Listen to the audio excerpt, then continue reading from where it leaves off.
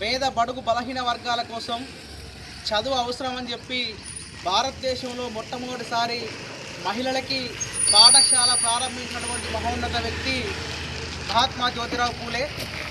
ఈ దేశంలో కుల వ్యవస్థకు వ్యతిరేకంగా, బ్రాహ్మణ ఆధిపత్యానికి వ్యతిరేకంగా అట్టడుగు వర్గాలందరికీ కూడా సమన్యాయం జరగాలని, సమానత్వం కావాలని చెప్పి దేశవ్యాప్తంగా ప్రజానికానందరినీ కూడా ఐక్యం చేసి పెద్ద ఎత్తున ఉద్యమం నిర్వహించినటువంటి నేత మహాత్మా జ్యోతిరావు పూలే. తన భార్యకు సంబంధించినటువంటి చదువు చెప్పించి అట్టడుగు వర్గాలందరికీ కూడా చదువు తన భార్య ద్వారా చెప్పించి భారతదేశంలో మొట్టమొదటిసారి మహిళా పాఠశాలను ప్రారంభించినటువంటి వ్యక్తి మహాత్మా జ్యోతిరావు పూలే.